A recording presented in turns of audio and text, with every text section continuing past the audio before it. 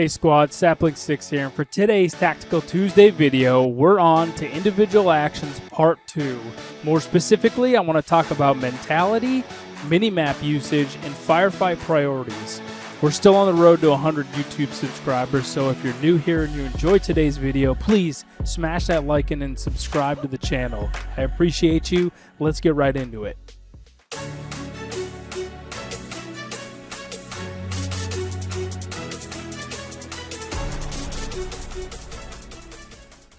Okay, squad, so let's get right into it. I'm going to ask you a pretty simple question, and that is, why do you play Call of Duty Modern Warfare Warzone?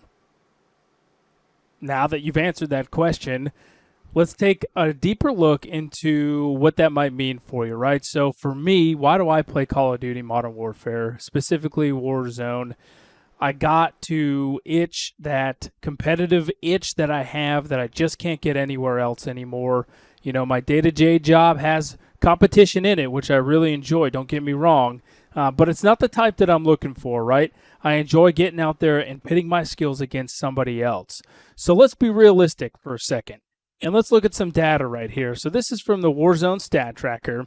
And what you can see on the left-hand side here are all the different platforms. So up here, it's looking like there's some skewed numbers because this is probably crossplay not enabled. So it's only going to be internal. What I'm really focused on, though, and based on some other research that I've done, is the average win percentage in Warzone is somewhere between 2 and 3%, right? So down here is where I'm looking at. And this is looking reflective of everything else that I've seen. Additionally, the average kill-death ratio in Warzone is actually somewhere around a 0.9 to a 1.0. So let's just start there.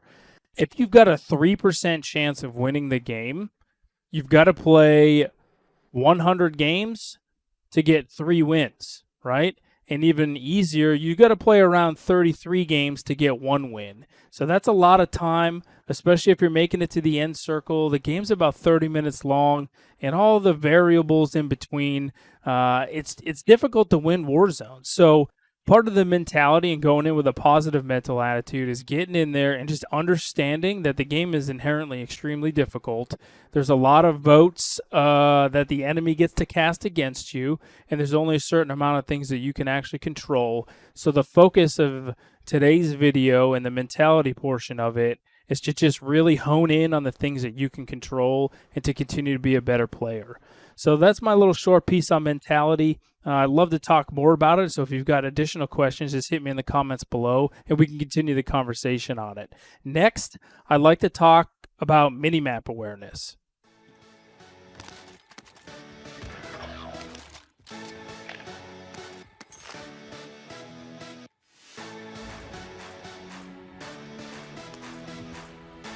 All right, squad, so in this clip I have here for you, this is an example of my gameplay in which I do a very poor job of minimap awareness, and I get sucked into a situation and I lose complete situational awareness of everything around me. So I get the cue in for my buddy that he's got a down over here, so I make movement to get over here, either to get the finish, and I get lucky there with his teammate coming around and getting the thirst.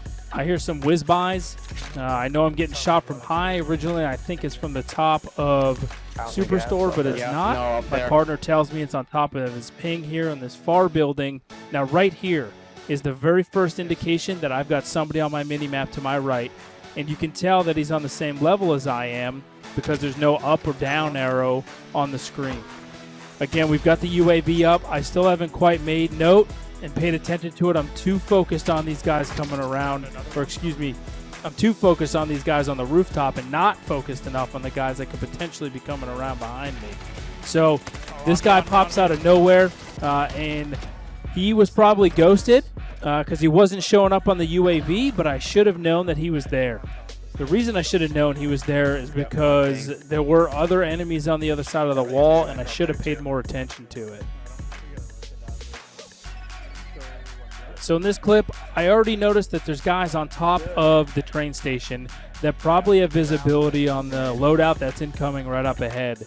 And the position that I put myself in on the loadout is to mitigate the line of sight that those guys will have.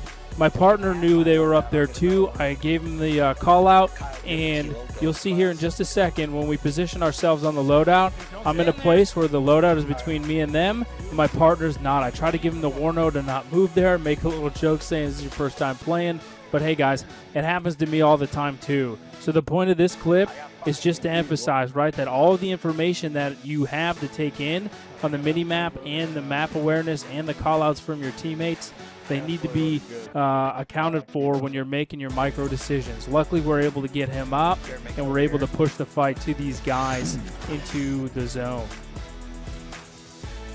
For this clip, I want to pay special attention to when I'm playing really well, I'm constantly checking the mini-map. So if you take a look at my eyes here on a very simple rotation, I'm getting the majority of my information from the mini-map, and this is what you guys need to be doing in order to improve in Warzone.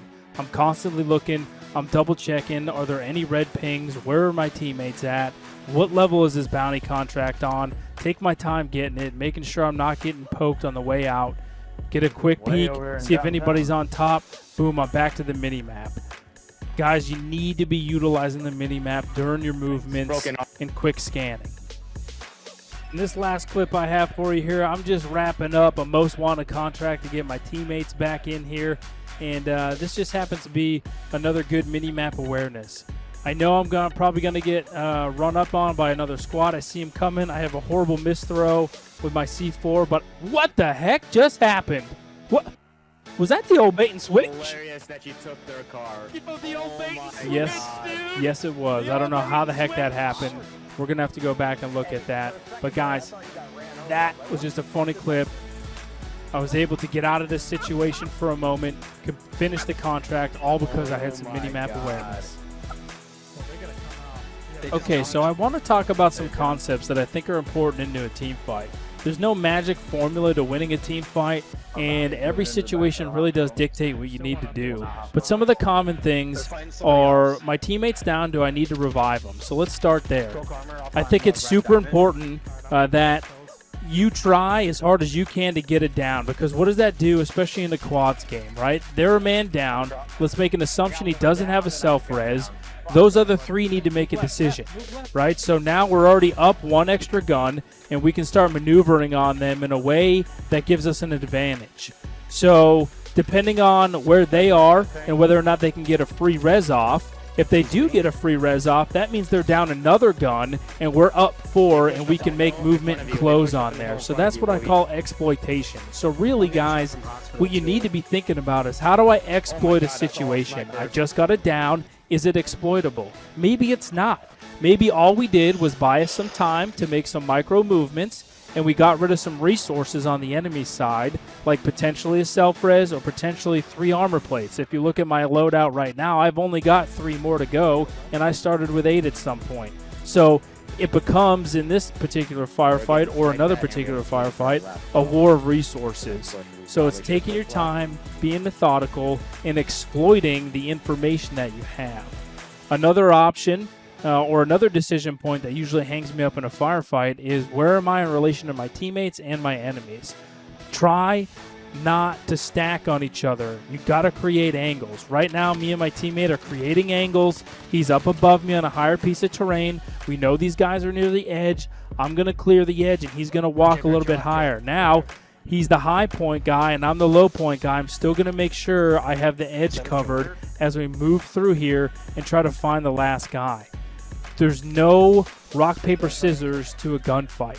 But some of the things that I think are very important to think about are just how you're going to exploit the situation that just happened in front of you. Now, I need you to think hard about whether or not it makes sense to revive your own teammate, or if it makes more sense to get into a better position.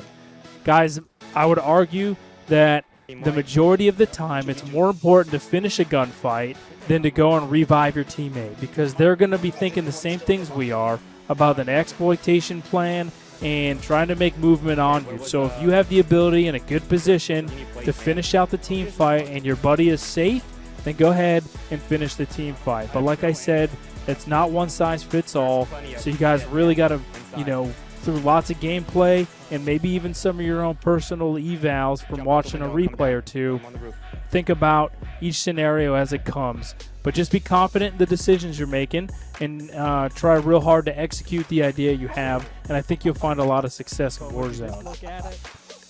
Okay. Would you just look at it, dude? You're welcome for my service. Yeah, right. Jesus.